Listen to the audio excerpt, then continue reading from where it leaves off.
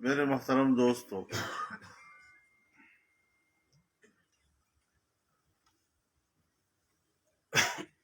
جمعیت علماء اسلام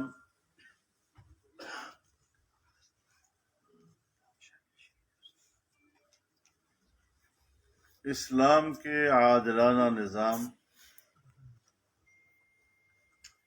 اور اس مقصد کے لیے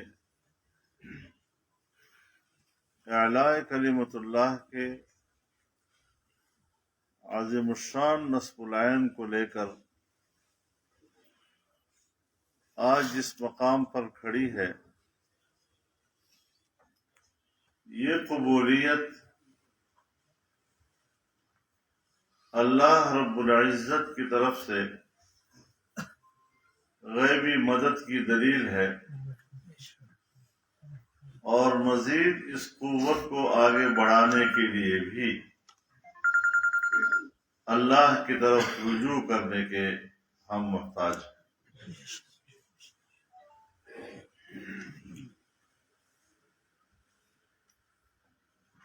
میرے محترم دوستو،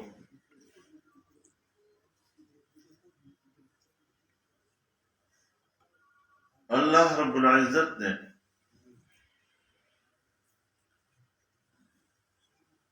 جناب رسول اللہ صلی اللہ علیہ وسلم پر اپنی وحی مکمل کی،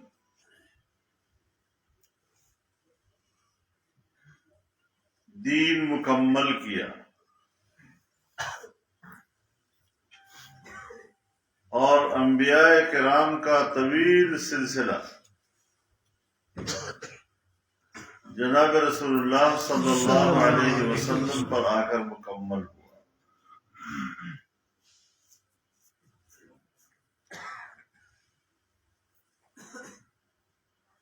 اللہ تعالی نے دین کو مکمل کرنے کا اعلان فرما دیا،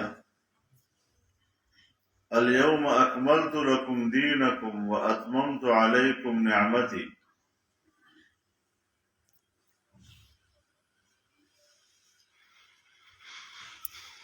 میں نے تمہارا دین تمہارے لیے مکمل کر دیا اور اپنی نعمت تم پر تمام کر دی۔ ہمارے علماء کرام دو صورتوں میں اس کا نتیجہ اخذ کرتے ہیں، ایک اکمال دین اور دوسرا اتمام نعمت۔ اکمال دین قرآن کریم کی تعلیمات اور احکامات کی صورت میں جناب رسول اللہ صلی اللہ علیہ وسلم کی تعلیمات اور آپ کے بتائے ہوئے طرز زندگی اور اعمال زندگی، اس کو اکمال دین سے تعبیر کیا ہے۔ لیکن اتمام نعمت کو علماء کرام نے تعبیر کیا ہے اسی دین کے اقتدار سے، اس کی قوت و شوکت سے۔ تو ظاہر ہے کہ پھر درجہ بدرجہ ہمیں کچھ مراحل سے گزرنا پڑتا ہے۔ سب سے اولین چیز وہ عبادت و دیانت ہے۔ وما امروا الا ليعبدوا الله مخلصين له الدين حنفاء ويقيموا الصلاة ويؤتوا الزكاة وذلك دين القيمة وما خلقت الجن والانس الا ليعبدون۔ اب یہ عبادت و دیانت اس کا تعلق انسان کی شخصی زندگی سے ہے، اور جب آپ عبادت کے جذبے سے اللہ کی طرف متوجہ ہوتے ہیں تو آپ کو اس کے لیے خلوت کی بھی ضرورت ہوتی ہے، ایک پرامن ماحول کی بھی ضرورت ہوتی ہے، شور شرابے سے محفوظ خلوت گاہ بھی آپ کو چاہیے کہ شور شرابے اور پراگندگی اور اضطراب اس میں اللہ کی طرف متوجہ ہو جانا، عبادت کا حق ادا کرنا بڑا مشکل ہوتا ہے۔ لیکن یہ سکون، یہ اطمینان، یہ پرامن ماحول جب ہم عبادت و دیانت کے لیے اس کی ضرورت محسوس کرتے ہیں تو اگر ہم زندگی کو اسی تک محدود کر لیتے ہیں تو پھر یہ رہبانیت کا سبب بنتا ہے، اور رہبانیت اسلام کا مزاج نہیں۔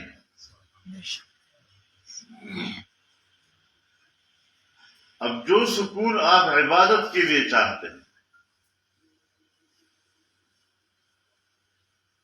وہ سکون آپ کی ذات تک کیوں محدود رہے؟ وہ ایک بند کمرے اور حجرے تک کیوں محدود رہے؟ وہ صرف محراب تک کیوں محدود رہے؟ اس کو پوری سوسائٹی تک، پورے معاشرے تک اور تمام انسانی جامعے تک اس کو پہنچانا اور پوری انسانی سوسائٹی کے لیے ایک پرامن ماحول مہیا کرنا، یہ ہوگی آپ کی عبادت کی برکات اگر آپ یہ چیزیں پبلک کو پہنچا سکیں۔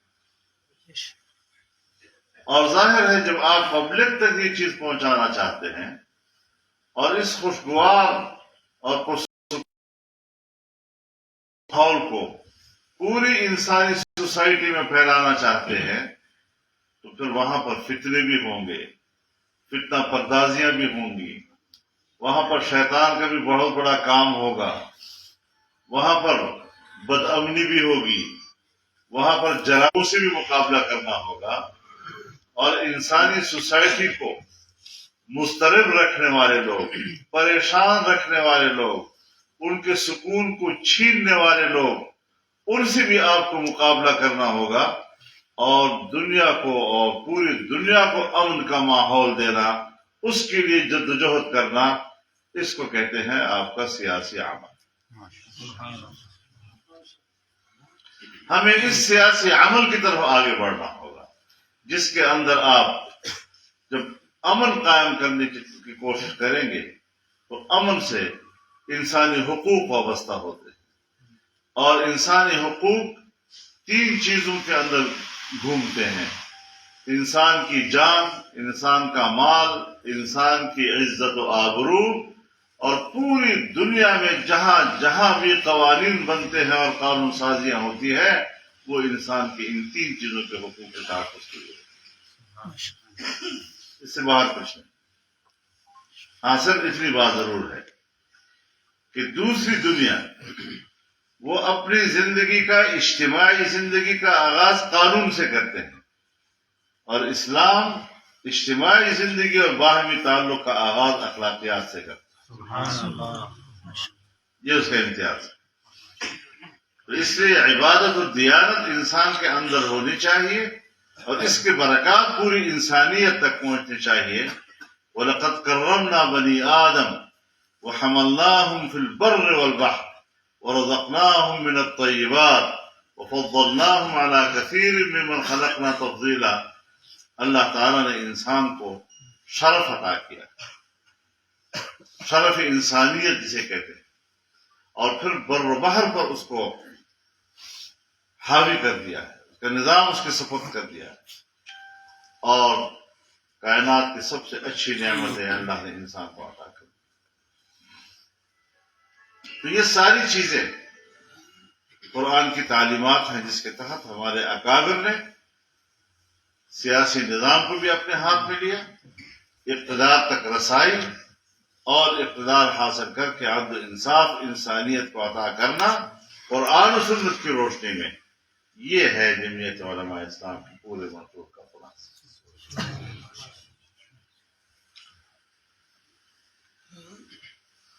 ابھی جو میرے سامنے اس مجلس کا ایجنڈا بیان کیا گیا،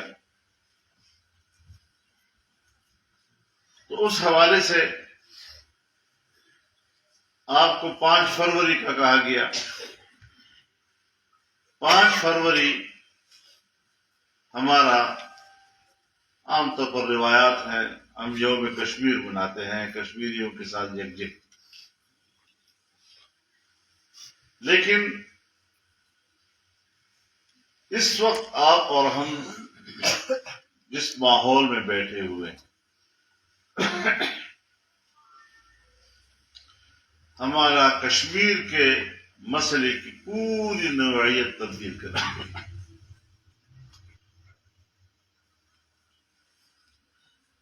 اور اس کے نتیجے میں میرے کچھ خدشات بھی ہیں. خدا کرے میرے خدشات غلط.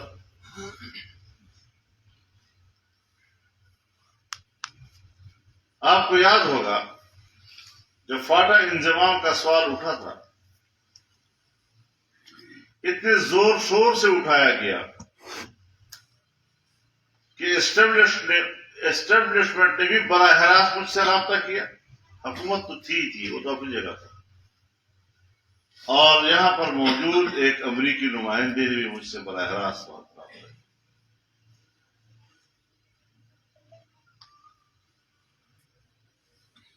یہ جتلانے کے لیے کہ ہم فیصلہ کر چکے ہیں، آپ رکاوٹ مت کریں.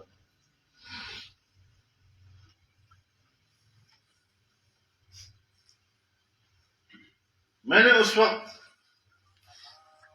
جو سوالات اٹھائے تھے، اس وقت اس کی تفصیل کی گنجائش نہیں ہے، لیکن میں نے ایک بات کی تھی کہ ڈیورنڈ لائن افغانستان اور پاکستان کے درمیان ایک نئی کشیدگی کا سبب بن جائے گا. 1892 کے معاہدے گندمک کے تحت برطانوی حکومت اور افغان حکومت کے درمیان جو معاہدہ ہوا تھا 100 سال کے لیے، یہ ایک عارضی سرحد. جب پاکستان بنا تو اب تو ہم سرحد پہ آ گئے. تو انگریز اور افغان کے درمیان جو معاہدات ہوئے تھے وہ کلعدم ہو گئے، اور یہ علاقہ آزاد علاقہ کہتا ہے. بانی پاکستان خیبر ایجنسی میں تشریف لائے، قبائلی جرگے کے ساتھ بیٹھے، قبائل نے پاکستان سے الحاق کا فیصلہ کیا، اور بانی پاکستان انہوں نے ان کو جواب میں وہی پیکج دے دیا، پولیٹیکل ایجنٹ کا بھی اور FCR کے لحاظ سے. اور اس سے چلتا رہا.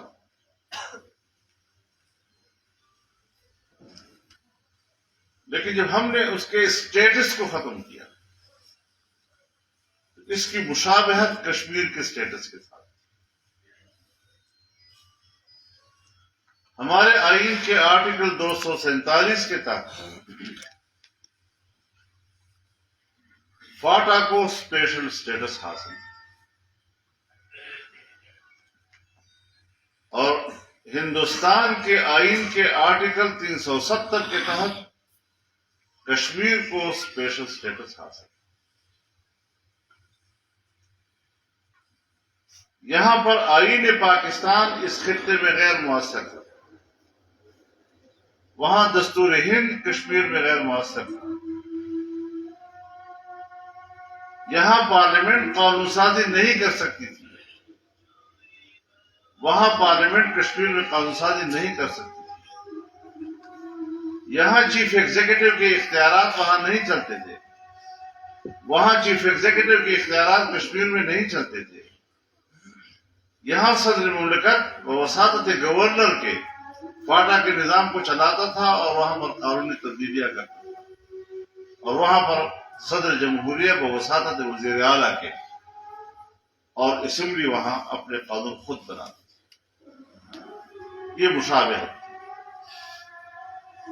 اس تمام تر مشابہت کے کو سامنے رکھتے ہوئے ہم نے کہا کہ اگر ہمارا کشمیر کے مسئلے پر سٹینڈ ہے کہ ہمیں استصواب رائے کی طرف جانا ہے تو پھر یہاں پر بھی کر، تاکہ دنیا کے سامنے ایک حوالہ آ جائے، ایک ریفرنس ہوگا. جس طرح صوبہ سرحد کے پاکستان میں شمولیت کے لیے ریفرنڈم ایک حوالہ ہے، یہ بھی ایک حوالہ ہو جائے گا اور وہ کشمیر پہ آپ کے موقف کو متاثر نہیں کرے گا، ورنہ پھر یہ مسئلہ خراب ہو جائے گا.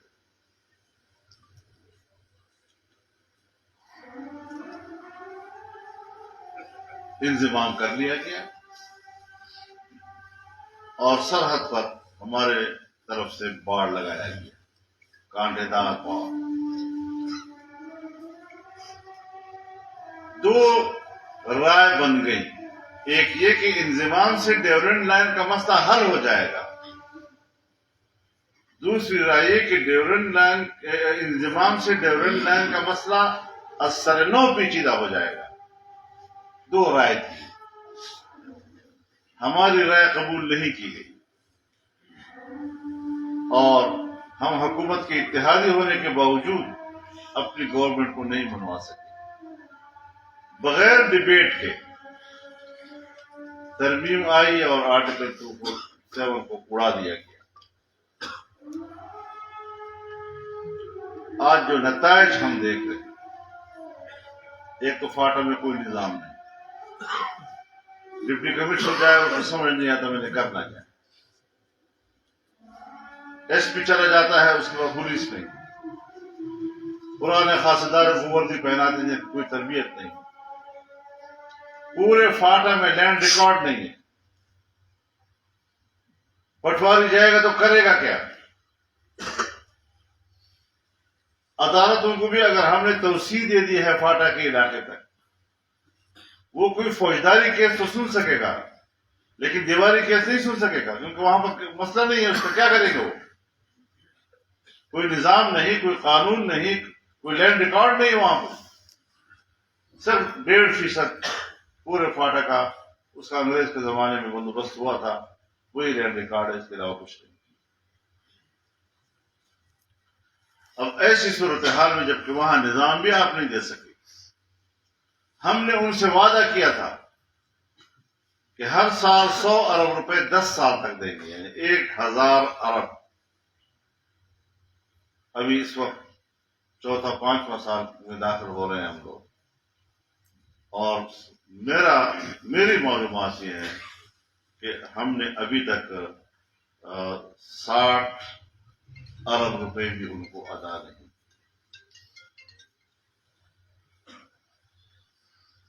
دوسرے اداروں کے کچھ فنڈ ہم ادھر منتقل کر رہے ہیں جس کا کوئی حساب کتاب ابھی تک قوم کے سامنے نہیں رکھا.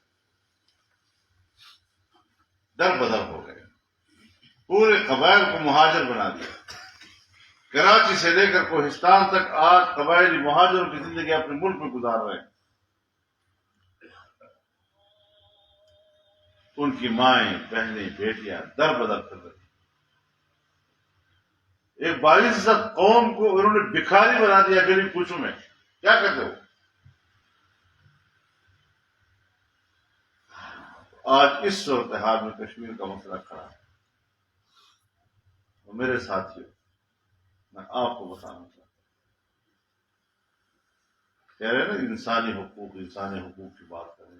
انسانی حقوق کی بات فاٹا کے بارے میں کیوں نہ کریں جو ہم پہلے سے کر رہے ہیں؟ فلسطینیوں کے بارے میں کیوں نہ کریں؟ ہم کر رہے ہیں. جب ہم چیخ رہے تھے کہ برما میں انسانی حقوق کا مسئلہ پیدا ہو گیا ہے تو پاکستان سے میں پوری دنیا خاموش تھی.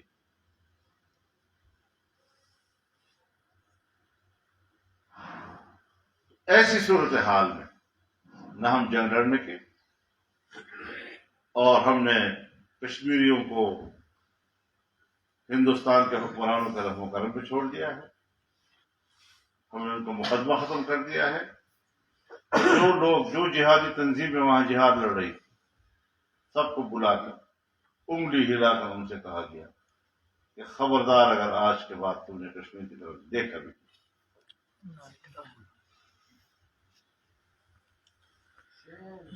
یہاں تک ہوا ہے۔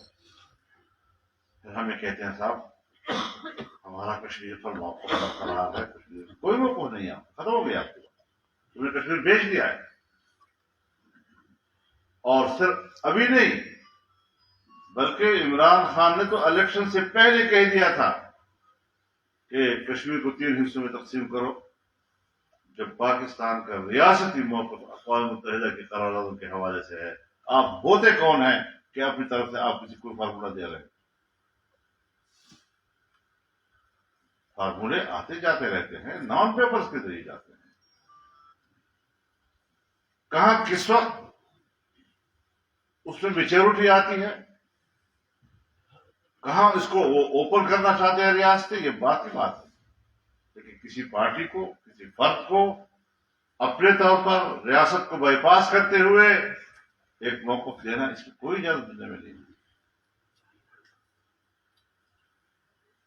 میں بھی کشمیر کمیٹی کا چیئرمین رہا ہوں، میں بھی فارن افیئر کمیٹی کا چیئرمین رہا ہوں، میرے بھی کئی دورے ہوئے ہیں، انڈیا کے اعلیٰ ترین قیادت کے ساتھ میری ملاقاتیں رہی ہیں۔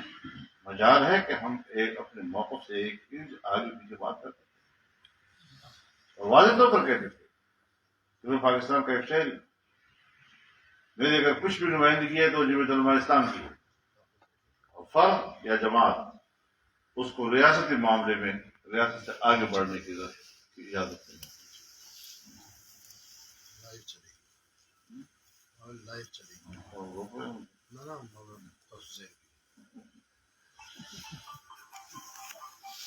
تو یہ ہے آپ کی پوزیشن سرکاری طور پر اس وقت، لیکن پھر بھی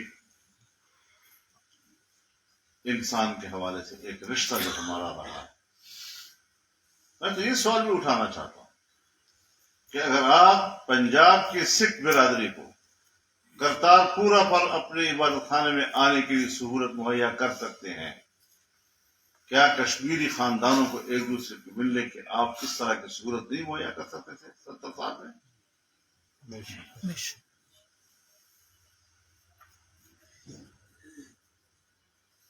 جہاں بھائی ایک ہی برادری کے لوگ دریا سے اس طرف اور اس طرف کھڑے ہو کر ایک دوسرے کی آوازیں بھی سنتے تھے، ایک دوسرے کو سلام بھی کرتے تھے، لیکن بچپن سے لے کر بڑھاپے تک اور مرنے تک ایک دوسرے کے ہاتھ نہیں ملا سکتے۔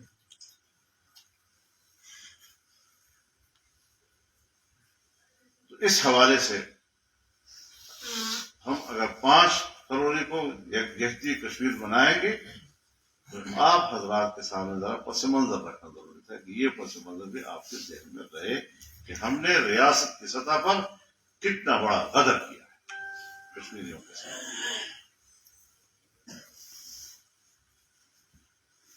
اور اپنے پاکستان کے لیے ہم کیا تعبیر کریں؟ کیا یہ انضمام کا کام اس وقت اس لیے سے ہو رہا تھا کہ ہم نے فوج کو اور دفاعی قوت کو مشرقی سرحد سے مغربی سرحد پہ لے جانا تھا، اور پھر یہاں مشکلات پیدا کرنی تھی؟ ہمارے نوجوان بھی نماز پڑھ کے اللہ اکبر لگائیں گے اور ادھر سے بھی نماز پڑھ کر اللہ اکبر، اور دونوں جو ہے جہاد لڑ رہے ہوں گے۔ کچھ پاکستان پہ رحم کرو، اپنے بھائیوں پہ رحم کرو۔ ایک تو اس حوالے سے میں نے کہا کہ میں آپ کو تھوڑے سے ذرا پس منظر سے آگاہ کر دوں کہ ہمارا موقف کیا ہے۔ ہم پاکستان کے اس ریاستی موقف کے ساتھ ہیں جس کی پاداش میں لاکھوں کشمیری شہید ہوئے ہیں، وہاں کی ماؤں بہنوں نے اپنی قربانیاں دی ہیں اس کے لیے، اور کشمیر ایک انسانی المیہ ہے، اور نہ عالمی برادری اس کا نوٹس لیتی ہے، نہ ان کے نزدیک کوئی مسئلہ۔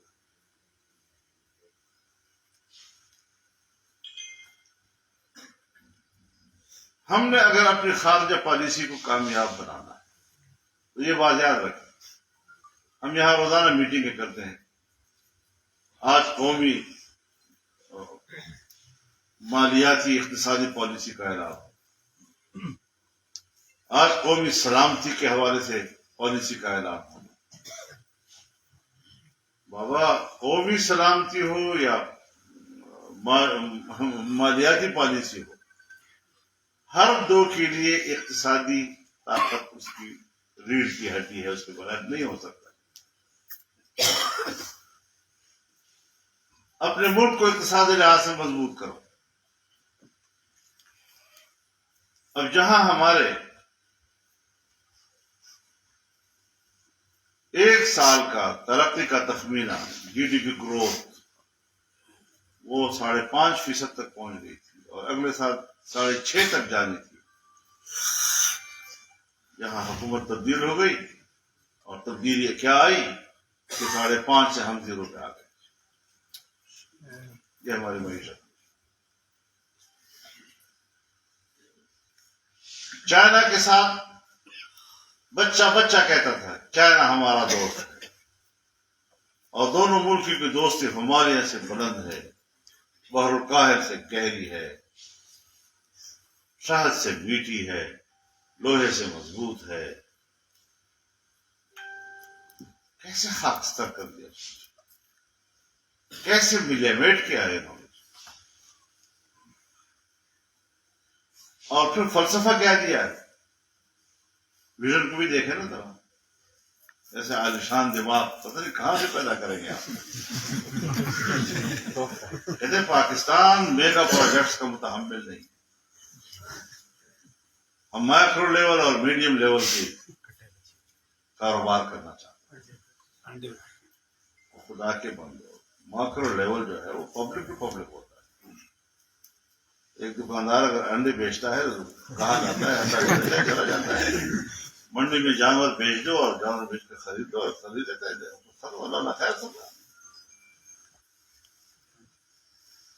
غلہ منڈی میں جاؤ، آپ ایک بوری گندم خرید لے، گھر لے آئے، پیسہ اس کے حوالے کر دیں، اللہ نہ خیر سب. ختم بات. آپ سبزی منڈی میں جائیں، وہاں سبزی منڈی سے آپ سبزی خرید لیں، اپنی دکان پہ لے آئے، پیسے ادا کر دیں. یہ ایک خاص لیول جو پبلک ٹو پبلک ہوتا ہے. میڈیم لیول آپ کو ایک ایسا یونٹ بنانا چاہتے ہیں جہاں آپ کو اسٹیٹ کی طرف سے کچھ مدد کی ضرورت ہے، جیسے زمینداروں کو قرض کی ضرورت پڑ جاتی ہے، یا آپ ایک دال کا چھوٹا سا کارخانہ بنانا چاہتے ہیں، یا آپ ملک کے اندر ایک فرد یا کچھ لوگ جمع ہو کر پھر وہ گورنمنٹ سے مدد لیتی ہے، قرض دے لیتی ہے، اور اس طریقے سے اسٹیٹ اور پبلک کے درمیان معاہدات ہوتے ہیں. یہ کاروباری نظام چلتا ہے. لیکن جو بڑے بڑے اور میگا پروجیکٹس ہوتے ہیں اس میں تو ملٹی نیشنل کمپنیاں آ کر اس میں انویسٹ کرتی ہے، اور اس سے تو نہ چائنا بے نیاز ہے، نہ امریکہ بے نیاز ہے، نہ یورپ بے نیاز ہے. ساری دنیا میں یہ نظام چل رہا ہوتا ہے. ہمارے جو فلاسفر تھے انہوں نے کہا جی ہمیں تو میگا پروجیکٹ ہم نہیں ہے، ہم تو یہ نہیں کرنا. پھر کرنا کیا آپ نے؟ اور وہ جو 70 ارب تک چین کی انویسٹمنٹ پاکستان میں اس کو ظاہر ہے. بجلی کی پیداوار ہے، کافی پیداوار ہوئی ہے. مین جو نیشنل گریڈ ہوتا ہے اس میں آ گئی ہے بجلی، لیکن اب ٹرانسمیشن لائن نہیں ہے تو چڑھائیں کس کے اوپر؟ ٹرانسمیشن لائن اس کے برابر ہونی چاہیے نا. جتنی گاڑی اتنا اس کے اوپر بوجھ. اب اگر آپ رکشے کے اوپر ٹرک کا بوجھ ڈالیں گے کیسے رہے گا؟ ہمارے صوبہ خیبر پختونخوا میں اس وقت جو ٹرانسمیشن لائن ہے وہ 1700 میگا واٹ بجلی کا کام ہے. اب اگر ہمیں 17,000 تک لے جانا ہے، ہم نے راستے میں اقتصادی اور صنعتی علاقے بنانے ہیں، کارخانے بنانے ہیں، پیداوار بڑھانا ہے، اور چین سے لے کر گوادر تک ہم نے تجارت کرنی ہے، اور گوادر سے آگے جا کر سمندر میں ہم نے سعودی عرب کی طرف جانا ہے، اور اس سے آگے بحر احمر میں جانا ہے، اور بحر سے آگے ہمیں افریقہ کی طرف جانا ہے. تو اتنا بڑا بین الاقوامی تجارت راستہ پاکستان میں بن رہا ہے. ہم نے کیوں خاکستر کیا اس کو؟ وہ دوستی جو چین کے ساتھ ہماری تھی جب اقتصادی دور میں داخل ہو گئی اور اقتصادی دوستی میں بدل گئی تو ہم نے خاکستر کر دیا اس کو. یہ کیسے خارجہ پالیسی بنایا؟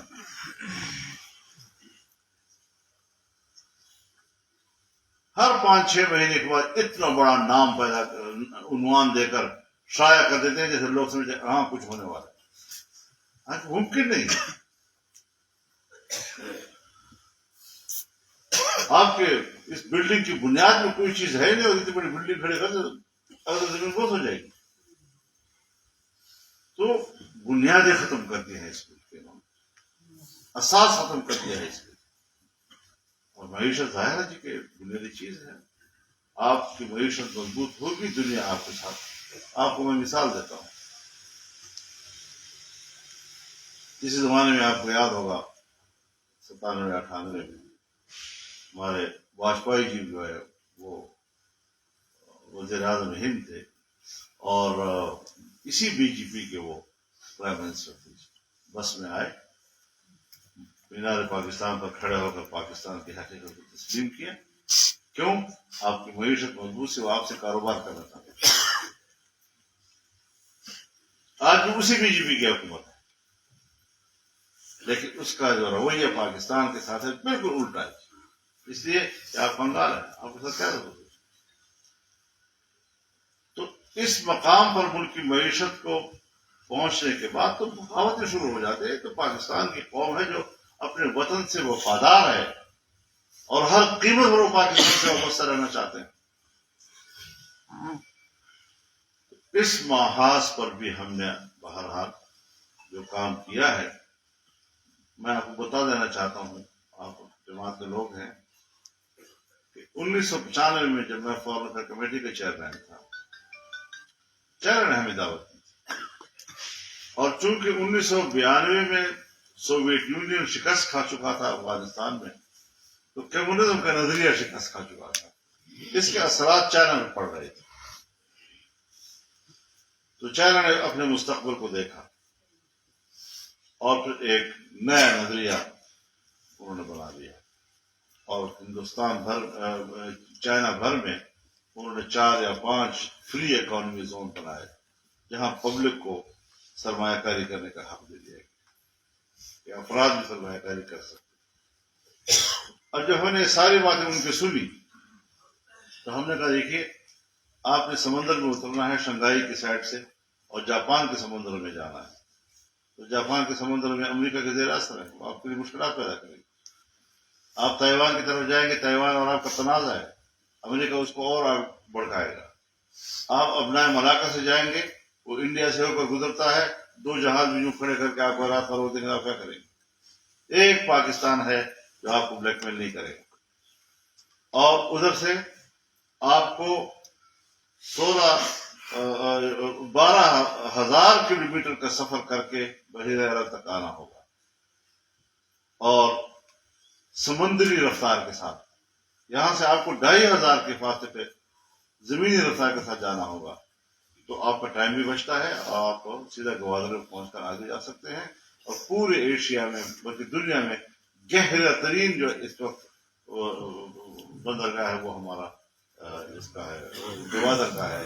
نہ کراچی اس کا مقابلہ کر سکتا ہے، کراچی ہمارا اپنا بندرگاہ ہے، لیکن نہ دبئی اس کا مقابلہ کر سکتا ہے، نہ ایران کی بندرگاہ اس کا مقابلہ کر سکتی ہے. یہ سب سے زیادہ مضبوط قسم کا دریافت ہمارا مرکز ہو سکے گا.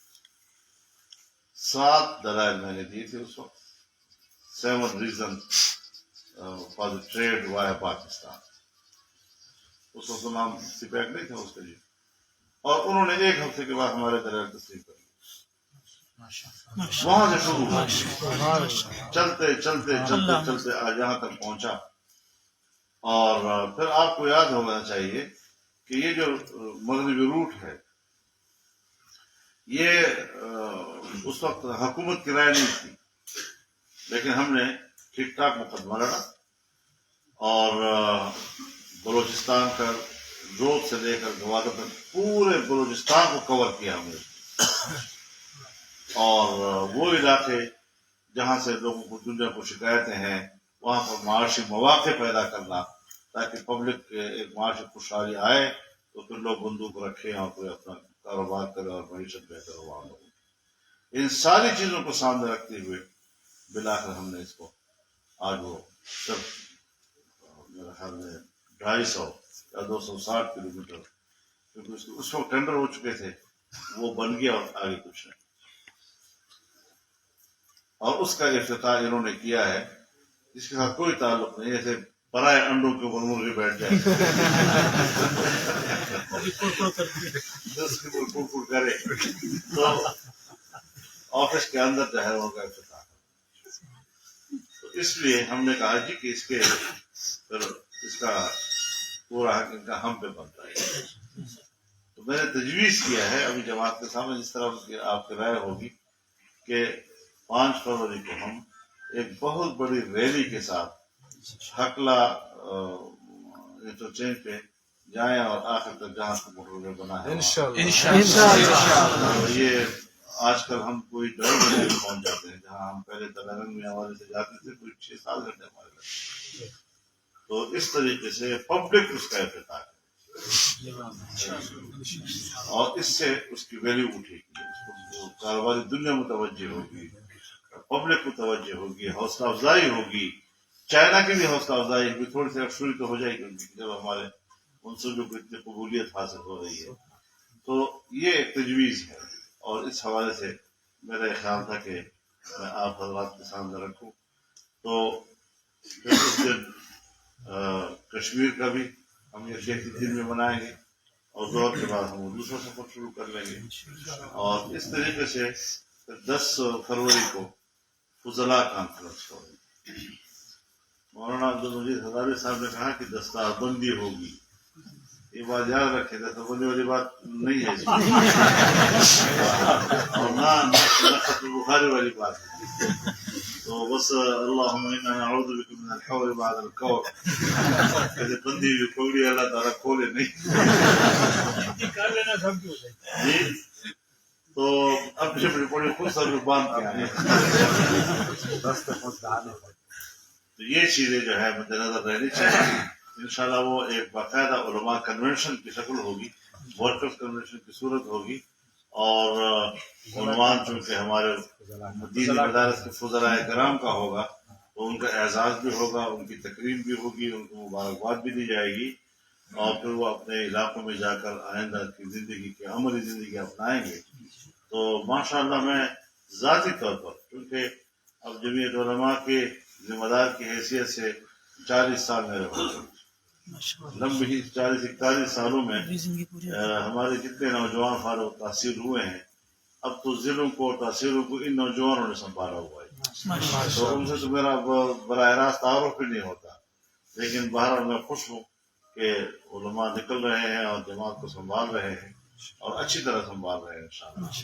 تو صوبہ خیبر پختونخوا میں جو کامیابی آپ کو ملی ہے میں آپ کو بتانا چاہتا ہوں کہ پورے ملک میں آج عام آدمی کی سوچ اور اس کا جذبہ یہ ہے. تو آگے جائیں گے اور اگلے مرحلے میں انشاءاللہ ان کو اس سے اچھے نتائج حاصل کریں. اللہ تعالیٰ سے مدد دیں اور حضور اللہ ہونا چاہیے کہ اللہ کی مدد کے بغیر کچھ نہیں ہو سکتا. یہ گزارشات تھی میرے آپ کی خدمت میں. اللہ تعالیٰ قبول فرمائے اس اجتماع کو اور ایک بار پھر تمام شعبہ کو خوش آمدید کہتا ہوں اور شکریہ ادا کرتا ہوں.